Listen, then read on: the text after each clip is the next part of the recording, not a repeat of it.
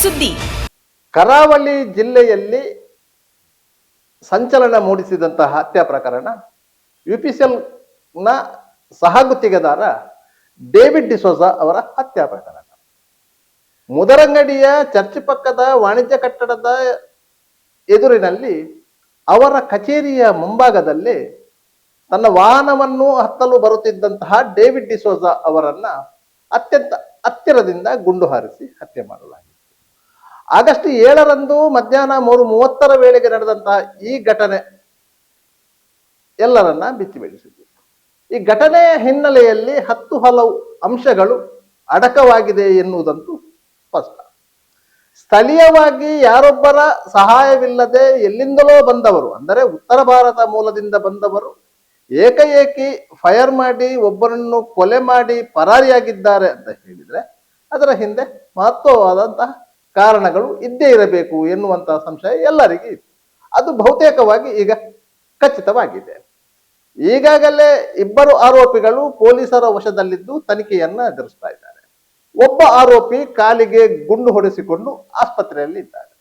ಇದೀಗ ಈ ಆರೋಪಿಗಳಿಗೆ ಸಹಾಯ ಹಸ್ತ ನೀಡಿದಂತಹ ಪಡುಬಿದ್ರಿ ಸಮೀಪದ ತೆಂಕಯರ್ಮಾಳಿನ ಇರ್ಷಾದ್ ಮತ್ತು ಚಿರಾಗ್ ಪೂಜಾರಿ ಎಂಬಿಬ್ಬರನ್ನ ಪೊಲೀಸರು ಬಂಧಿಸಿದ್ದಾರೆ. ಈ ಇಬ್ಬರು ಆರೋಪಿಗಳು ಪ್ರಕರಣದಲ್ಲಿ ನೇರಭಾಗಿಯಾದಂತಹ ಆರೋಪಿಗಳಿಗೆ ಹಣಕಾಸು ನೆರವು ವ್ಯವಸ್ಥೆ ಮಾಡಿದವರು ಎನ್ನುವುದು ಪೊಲೀಸರ ಈವರೆಗಿನ ತನಿಖೆಯಲ್ಲಿ ಗೊತ್ತಾಗಿರುತ್ತದೆ. ಇಡೀ ಪ್ರಕರಣದ ಸೂತ್ರಧಾರ ಇರುವುದು ಪಂಜಾಬ್ ರಾಜ್ಯದ ಲೂಧಿಯಾನದಲ್ಲಿ. ಯಾಕಂತ ಹೇಳಿದ್ರೆ ಆ ವ್ಯಕ್ತಿ ಯುಪಿಎಸ್ಎಲ್ನ ಗುತ್ತಿಗೆದಾರರಾಗಿದ್ದ. ಆತ ಡೇವಿಡ್ ಡಿಸೋಜಾ ಅವರಿಗೆ ಸಹಗುತ್ತಿಗೆ ನೀಡಿದ್ದ. ಈ ಸಂಬಂಧ ಕಾಂಪ್ಲಿಕೇಶನ್ ನಲ್ಲಿ ಡೇವಿಡ್ ಅವರನ್ನು ಹತ್ಯೆ ಮಾಡಲು ಸುಪಾರಿ ಕೊಟ್ಟಿರುವುದು ಖಚಿತವಾಗಿದೆ.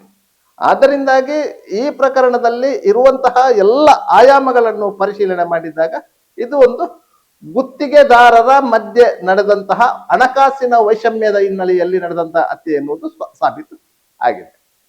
ಇದರ ಮಧ್ಯೆ ತಮಾಷೆ ಏನಂತ ಹೇಳಿದರೆ, ಉಡುಪಿ ಜಿಲ್ಲೆಯಲ್ಲಿ ಯಾವುದಾದರೂ ಗುಂಡು ಹಾರಾಟ ಆಗಿದೆ ಅಂತ ಹೇಳಿದ ಕೂಡಲೇ ಕೆಲವೊಂದು ಭೂಗತ ಚಟುವಟಿಕೆಗಳಲ್ಲಿ ನಿರತರಾಗಿದ್ದಂತ ಹಲವು ಪಾತಕಿಗಳ ಹೆಸರುಗಳು ಜೋಡಣೆಯಾಗುವುದು ಸಹಜ.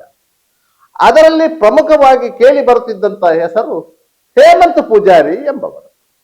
ಇವರು ಮೂಲತಃ ಪಡುಬಿದ್ರಿ ಪರಿಸರದವರು. ಅವರ ತಮ್ಮ ಕಿಶೋರ್ ಈಗಲೂ ಪಡುಬಿದ್ರಿಯಲ್ಲಿ ಇದ್ದಾರೆ. ಯಾವುದೇ ರೀತಿಯ ಭೂಗತ ಲೋಕದೊಂದಿಗೆ ನಂಟು ಹೊಂದಿಲ್ಲದಂತಹ ಸಾದಾಸೀದ ವ್ಯಕ್ತಿ.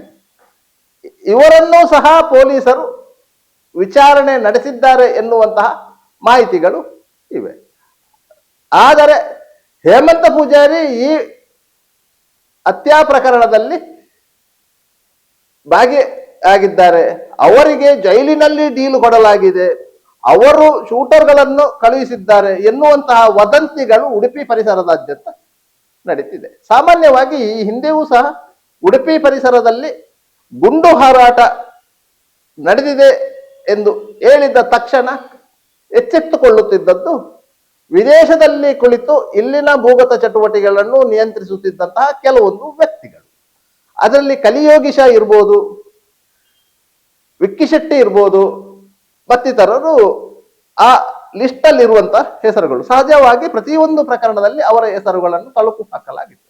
ಅದೇ ರೀತಿ ಶಿರುವ ಸಮೀಪದ ಮುದರಂಗಡಿಯಲ್ಲಿ ನಡೆದಂತಹ ಡೇವಿಡ್ ಡಿಸೋಜಾ ಹತ್ಯೆಯಲ್ಲಿ ಮುಖ್ಯವಾಗಿ ಕೇಳಿ ಬಂದ ಹೆಸರೇ ಹೇಮಂತ್ ಪೂಜಾರಿ ಅವರು. ಹಾಗಾದ್ರೆ ಹೇಮಂತ್ ಪೂಜಾರಿ ಎಲ್ಲಿದ್ದಾರೆ ಅಂತ ಹುಡುಕಲು ಹೊರಟಾಗ ಗೊತ್ತಾಗಿರುವುದು ಏನ ಅಂತ ಹೇಳಿದ್ರೆ, ಸುಮಾರು 7 ವರ್ಷಗಳ ಹಿಂದೆ ಹೇಮಂತ್ ಪೂಜಾರಿ ಮುಂಬೈನಲ್ಲಿ ನಡೆದಂತಹ ಆಕ್ಸಿಡೆಂಟ್ ಪ್ರಕರಣದಲ್ಲಿ ತೀವ್ರವಾಗಿ ಗಾಯಗೊಂಡು ಮೃತಪಟ್ಟಿದ್ದಾರೆ ಎನ್ನುವಂತ ಆಘಾತಕಾರಿ ಸುದ್ದಿ. ಈ ಸುದ್ದಿಯನ್ನು ಮುಂಬೈ ಕ್ರೈಮ್ ಬ್ರಾಂಚ್ ಪೊಲೀಸರು ಆಗಲೇ ಖಚಿತಪಡಿಸಿಕೊಂಡಿದ್ದರು. ಹೇಮಂತ್ ಪೂಜಾರಿಯ ಅವರ ಸಹಪಾಠಿಯೊಬ್ಬರು ಮುಂಬೈನಲ್ಲಿ ಇದ್ದಾರೆ. ಅವರಿಗೂ ಹೇಮಂತ ಪೂಜಾರಿಗೂ ನಿಕಟವಾದ ಸಂಪರ್ಕ ಇತ್ತು. ಮುಂಬೈ ಕ್ರೈಮ್ ಬ್ರಾಂಚ್ ಪೊಲೀಸರು ಹೇಮಂತ ಪೂಜಾರಿ ಅವರನ್ನ ಬಂಧಿಸಬೇಕು ಅಂತ ಹೇಳಿ ಕಾರ್ಯಾಚರಣೆ ನಡೆಸುತ್ತಿದ್ದಾಗ ಹೇಮಂತ ಪೂಜಾರಿ ಅವರ ಯಾವ ಸುಳಿವುಗಳು ಸಿಗದೇ ಇದ್ದಂತ ಸಂದರ್ಭದಲ್ಲಿ ಅವರ ನಿಕಟವರ್ತಿಗಳ ಮೇಲೆ ನಿಗಾ ಇಟ್ರು, ಅವರ ಮನೆಯವರ ಮೇಲೂ ನಿಗಾ ಇಟ್ರು, ಅವರ ಸಹೋದರರ ಮೇಲೂ ನಿಗಾ ಇಟ್ಟಿದ್ರು, ಅವರನ್ನು ವಿಚಾರಣೆಗೆ ಒಳಪಡಿಸಿದ್ರು. ಆದ್ರೆ ಅವರಿಗೂ ಹೇಮಂತ ಪೂಜಾರಿ ಅವರಿಗೂ ಏನೋ ಸಂಪರ್ಕಗಳು ಸಂಬಂಧಗಳು ಇರಲಿಲ್ಲ.